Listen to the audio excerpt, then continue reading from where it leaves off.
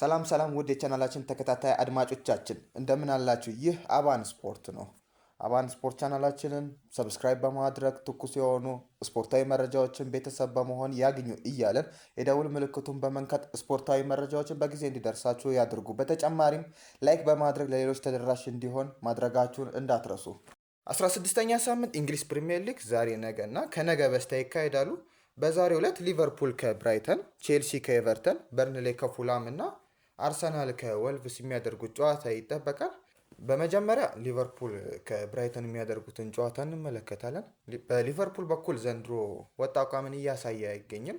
እንዲሁም መሐመድ ሳላ ከአርነ ስሎት ጋር ያለው ግንኙነት ጥሩ የሚባል ደረጃ ላይ አልነበረም እና በዚህ ጉዳይ ላይ ምን ትላለህ? በዛሬው ጨዋታ ላይ ሊቨርፑል በዘንድሮ የውድድር ዓመት ላይ ምን ያህል ወጥ አቋም እያሳየ እንዳልሆነ ተመልክተናል። በፕሪሚየር ሊጉ በመጀመሪያ 5 ሳምንት ጨዋታዎች ከ80 በላይ ደቂቃዎች ላይ ስኮር እያደረገ 15 ነጥብ ሰብስቦ እንደነበር እናስታውሳለን። ከዛ በኋላ መንሸራተቶች ገጥሞት ምን ያህል ተቸግሮ እንደሆነ ተመልክተናል። አርነ ስሎት በጣም ተቸግሮ እንደሆነ የተመለከትን እንገኛለን። ምናልባትም ብዙ ጊዜ ያነሳናቸው ፖይንቶች አሉ። ከነዛም ፖይንቶች ውስጥ ያመጧቸው ልጆች በምን አይነት መልኩ እያስመለከተን እንደሆነ እና ወጥ አቋም እያሳዩ እንዳልሆነ ቲሙ በጣም መንሸራተት እንዳጋጠመው ያሉት ተጫዋቾችም የአቋም መውረድ ሜንታሊቲ በጣም እንደ ቡድን የወረደበት ነው እና ደጋፊው ምን ያህል እንደወረደ ተመልክተናል። ቲሙ ሲወርድ ያው ደጋፊ ሜንታሊ እየወረደ እንደሚመጣን ያው መገንዘብ ባይከብድም ማለት ነው እና ያመጣቸው ተጫዋቾችም አርነ ስሎት እንደነ አይዛክ ብዙ ጊዜ አውርተናል። እንደ ዊርትዝ ያለ ተጫዋች አምጥቶ ብዙ ግልጋሎት እየሰጡ እንዳልሆነና ለሊቨርፑል ላይ በጣም የወረደ አቋም ከሚያሳዩ ተጫዋቾች ውስጥ አዲስ የመጡት ናቸው እና በውድ ዋጋ የተገዙት ምን ያህል ቲሙን እያስቸገረ እንዳለ ተመልክተናል። ሳላም ከአርነ ስሎት ጋር ሰጣ ገባ ውስጥ እንደገባ ተመልክተናል እና እነኚህ ሁሉ ሊቨርፑልን በጣም ችግር ውስጥ የከተቱ ነገሮች ናቸው እና ሊቨርፑል የዛሬው ጨዋታ ከብራይተን ጋር በሜዳው ያደርጋል እና አንፊልድ ያስፈሪው በጣም አስፈሪው አንፊልድ ምን ያህል እየወረደ እንደመጣ ተመልክተናል። ከፒኤስቪ ጋር ተጫውቶ 4-1 ተሸንፏል። በሜዳው በኖቲንጋም ተሸንፏል። ብዙ ተመልክተናል። ሊቨርፑል በኖቲንጋም 3-0 ሲሸነፍ ተመልክተናል እና ከሰንደርላንድ ጋር አንዳቸው ወጣበትን ጨዋታ ተመልክተናል። በጣም ብዙ ጨዋታዎችን በሜዳው በፓላስም ሲሸነፍ ተመልክተናል በካራባኦ ካፕ ከውድድር ውጭ ሲሆን እና አንፊልድ ምን ያህል አስፈሪ የነበረው ግርማ ሞገስ ያለው ሜዳ ምን ያህል እየወረደ እንደሆነ እያስመለከትን ይገኛል። ዘንድሮ በተለይ በጣም አንፊልድን እኮ በደንብ እናውቀዋለን። የዛሬ 2-3 ዓመት በክሎፕ ሰዓት ምን ያህል አስፈሪው እና በአመት ውስጥ ሁላ ሁለቴ አንዴ ማሸነፍ ይከብዳል። አንፊልድ ላይ ሄዶ ማሸነፍ በጣም ይከብድ ነበር እና አሁን ላይ ግን በጣም እየወረደ መጥቷል። ሜንታሊ በጣም እየወረዱ ያሉ ቲሞች ናቸው ሊቨርፑል እና ምንም አይነት እንትን የለም። በእርግጥ የኮናቴና የቫንዳይክ ጥምረት አምናም ካቻምናም ተመልክተናል። ነገር ግን ዘንድሮ በጣም የወረደውን ጥምረት ነው እየተመለከትን የሚገኘው በተለይ በኮናቴ በኩል ማለት ነው እና ብዙ ችግሮች ተመልክተናል እና በሁለቱ ፉልባክ በኩል ማለት ነው ሌፍት ባክ እና ራይት ባክ በኩል በጣም በቲሙ ላይ ችግር እያመጣ ያለ ቦታ ነው። ምክንያቱም ብዙ ጊዜ አውርተናል በክሎፕ ሰዓት እና በአርነ ስሎት ሰዓት እያለን እና በክሎፕ ሰዓት ያለው ሌፍት ባክ እና ዊንግ ባክ ራይት ባክ ምን ያህል አታኪንጉ ትልቅ አስተዋጽኦ እንደሚያደርግ ተመልክተናል። የሁለቱ የአርንስሎትን የትሬንትና የሮበርትሰን ማለት ነው የሁለቱ ጥምረት ምን ያህል ቲሙን ትልቅ ደረጃ እንዳደረሰው ተመልክተናል። አሁን ላይ ያለው የሚጠቀማቸው የኬርኬዝ እና አንዳንዴ ጎሜዝ፣ አንዳንዴ ብራድሊ፣ አንዳንዴ ሰቦዝ ላይ፣ አንዳንዴ ጆንስን በጣም ብዙ ሰው በተለይ በራይት ባክ በኩል በጣም ብዙ ሰው እንደ እየተጠቀመ ይገኛል። አርንስሎት ያንን ቦታ በጣም ችግር እንዳለበት ያስታውቃል እና ይህንንም ቦታ ከቨር ለማድረግ ብዙ ተጫዋቾችን ቀይሮ ተጠቅሟል እና ዲፌንሱ ላይ ምንም ጥያቄ የለውም በጣም ችግር እያመጣ ያለው ቦታ ነው። ምክንያቱም ብዙ ጎል የሚቆጠርበት ቲም ነው። እንደ ሊቨርፑል አሁን ምንም ጎል የሌለው ነው በፕሪሚየር ሊጉ ያገባውን ያክል የሚገባበት ቲም ነው። ስለዚህ በዜሮ ጎል ነው 10ኛ ላይ የሚገኘው ሊቨርፑል። ብራይተን በአንጻሩ 4 ንጹህ ጎል አለው ከሊቨርፑል የተሻለ ማለት ነው እና 8ኛ ደረጃ ላይ የሚገኝ ነው ብራይተን እና ሊቨርፑል ደግሞ 10ኛ በጎል ክፍያ ነው ተበላልጠው የሚገኙት እና ሊቨርፑል ስለ ሊቨርፑል ስናነሳ በጣም ብዙ ክፍተቶች ያሉበት ቲም ነው። በተለይ ከወገብ በታች ያለው ቲም እና ከወገብ በላይ ደግሞ ያለ የጥምረት በጣም ችግር ውስጥ የገባ ነው። እንደ ዊርትዝ ያለ እንደ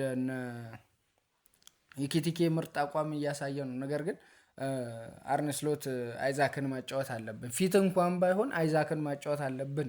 ምክንያቱም ኒውካስትል ቤት ምን ያህል ሻይን አድርጎ እንደነበረ ተመልክተናል። ያንን እስኪያመጣ ድረስ ማጫወት አለብን።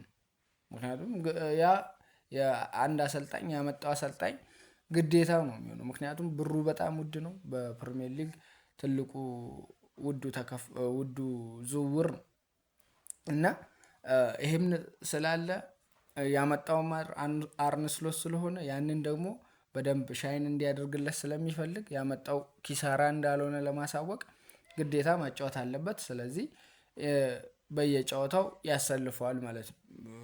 ያም የሚጠበቅ ነው፣ ከአንድ አሰልጣኝ የሚጠበቅ ነው። ምክንያቱም አይዛክን እናውቀዋለን። ማለትም በሌላ ሊግ ቢሆን ኖሮ ምናልባት ሊጉ ከብዶት ነው ልንል እንችላለን። በብዙ ምክንያቶችን ልናነሳ እንችላለን። ነገር ግን ፕሪሚየር ሊግ የተጫወተ ነው። ምን ያህል ምርጥ ተጫዋች እንደሆነ የሚከራከር እንኳን ያለ አይመስለኝም።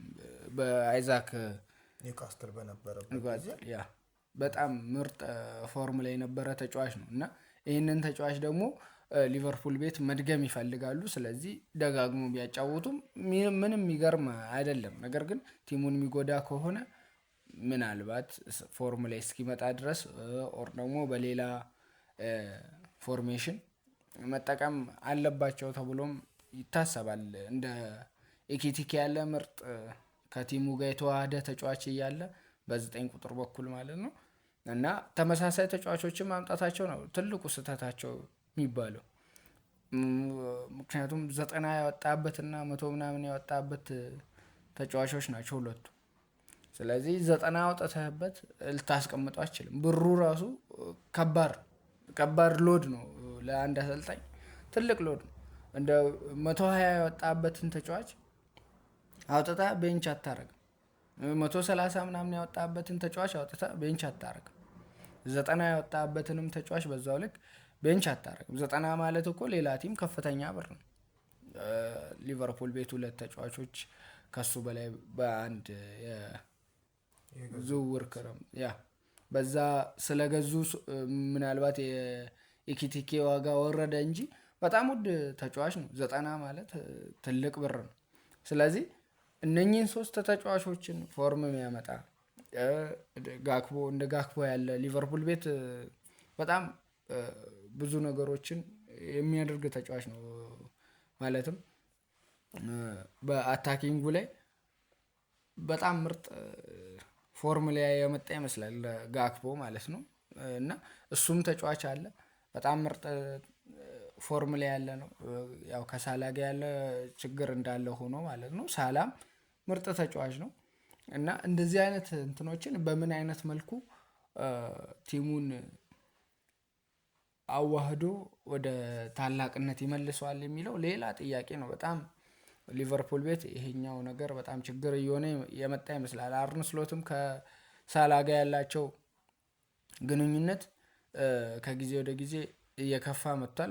ምናልባትም በዛሬው ጨዋታ ሳላን ከስኳዱ ውስጥ ማካተታቸው ካልሆነ በስተቀር ያላቸው ግንኙነት የከፋ ደረጃ ላይ የመጣ ይመስላል። አርነ ስሎትም ተመልክተነዋል መግለጫ ሲሰጥ፣ ሳላም መግለጫ ሲሰጥ ምን ያህል ተከፍቶ እንደነበረ ተመልክተናል። ከአርነ ስሎትም ከቲሙ ጋርም ማለት ነው እና ሳላ በጣም ብዙ ጊዜ እንደዚህ አይነት መግለጫዎችን ሰጥቶ አያውቅም ነበረ። ያው አንድ ተጫዋች እንደዚህ አይነት መግለጫ የሚሰጥ ከሆነ ቲሙ ምላሽ ይሰጣል። ያ የሚጠበቅ ነው እና ያንን ምላሽ ደግሞ ከኢንተሩ ጨዋታ በፊት ነበረ መግለጫ የሰጠው እና የኢንተሩ ጨዋታ ላይ ቲሙም አሰልጣኙም ሁሉም ምላሽ የሰጡበት ነው። እንደ ያ ግዴታ ነው። ስለዚህ ከኢንተር ከሚገጥመው ስኳድ ውጪ ተደርጎ ነበር እና በዛሬው ጨዋታ ምናልባት ቤተሰቦቹን እንደጠራ ይታወቃል። የመጨረሻ ጨዋታ ሊሆን ይችላል በሚለው ማለት ነው እና ሳላ በዚህ ጉዳይ ላይ ምናልባትም የመጨረሻው ጨዋታ በሊቨርፑል ቤት ሊሆን ይችላል። በእርግጥ ከአርነ ስሎት ጋር ተነጋግሮ በዚህኛው ጨዋታ ላይ ስኳድ ውስጥ መካተቱን አይዘነጋም። ነገር ግን ብዙ ነገር አውርተው ሊሆን ይችላል። አይ ቲንክ ከዚህ ውጪ ከስኳድ ስብስብ ከተደረገው ውጪ ሌላ እንትን አልወጣም። እስካሁን መረጃ ስላልወጣ ምናልባትም የመጨረሻው ጨዋታ ይሆናል። ይሄ ደግሞ የአፍሪካ ዋንጫ ስላለ ወደዛ ለግብጽ ብሔራዊ ቡድን ስለሚጫወት ስለሚሄድ ምናልባት አርነ ስሎትም ይህንን ክፍተት ተጠቅሞ ቲሙን ያለ ሳላ ማኔጅ አድርገው የሚጠብቁ ይመስለኛል። ስለዚህ ሳላም ያንን የተረዳ ይመስለኛል። በጥር የዝውውር መስኮት ምናልባት ጥያቄዎች የሚቀርቡላቸው ከሆነ ሳላን የሚለቁ ይመስለኛል እንዳላቸው ግንኙነት ማለት ነው። ነገር ግን አርነ ስሎት በምን አይነት መልኩ እነዚህን የቀሩትንስ ቢሆን በምን አይነት መልኩ ማኔጅ አድርጎ ቲሙን ወደ አሸናፊነት ይመልሳል? ዛሬ ትልቅ ፈተና ነው። ብራይተን ምርጥ ፎርም ላይ የሚገኝ ቲም ነው። በደረጃ ሰንጠረዡም 8ኛ ደረጃ የሚገኝ ነው። ምናልባትም እኩል ነጥብ ነው ያላቸው። በእርግጥ ከብራይተንም ሊቨርፑልም እኩል ነጥብ፣ ያው ሰንደርላንድም እኩል ነጥብ ይዘው ነው 8 9 10 ሆነው የሚገኙት በጎል ክፍያ ተበላልጠው። ነገር ግን ብራይተን ምርጥ ፎርም ላይ እንደ ዌልቤክ ያለ በፕሪሚየር ሊጉ ምርጥ ኮከብ ጎል አግቢ የተፎካከረ የሚገኝ ተጫዋች ነው። በፕሪሚየር ሊጉ 3ኛ ከሃላንድ እና ከኢጎር ቲያጎ በመቀጠል ዌልቤክ ከፍተኛ ጎል አስቆጣሪ የሶስተኛው ነው እየተከተላቸው የሚገኘው እሱ ነው እና ሊቨርፑል ደግሞ በዚህ የተከላካይ ክፍሉ ምን ያስመለክተናል? በጣም ከባድ ነው። ብራይተን ምርጥ ፎርም ላይ ከመገኘቱ አንጻር ማለት ነው እና የዛሬው ጨዋታ ለሊቨርፑል በአንፊልድ ከመሆኑ ምናልባትም ሜንታሊቲያቸውን መልሰው ኢንተርን ጨዋታ ስላሸነፉ ማለት ነው ኢንተር ጨዋታ ትልቅ መነሳሳት ፈጥሮላቸዋል። ከሜዳ ውጭ ነው ያው በፔናልቲም ቢሆን ትልቅ መነሳሳትን የፈጠረላቸው ነው። ለስሎትም ትንሽ እፎይታ ነው። ይሄ ደግሞ በፕሪሚየር ሊጉ ያስቀጥሉታል ወይ? ፕሪሚየር ሊጉ ላይ እያሳዩ ያሉት አቋም እየወረደ ስለመጣ ፕሪሚየር ሊጉ ላይም ደግሞ ነጥብ የማግኘት ሜንታሊቲያቸውንም ማስቀጠል ስለሚፈልጉ ይህንን ነገር ለማሸነፍ ይህንን ጨዋታ ለማሸነፍ ትልቅ ግምት ተሰጥቷቸዋል። በሜዳቸውም ከመሆኑ አንፃር የሜዳ ቫሊዩ እንዳለ እናውቃለን። ያው አሁን ሊቨርፑል የሜዳ ቫሊዩ እያነሰ ቢመጣም ማለት ነው እና የሆም አድቫንቴጁን መጠቀም ይችላሉ ወይ ዛሬ እንመለከታለን ማለት ነው። ይህንን ጨዋታ ሊቨርፑል የማሸነፍ ግምት በእኔ በኩልም እሰጠዋለሁ።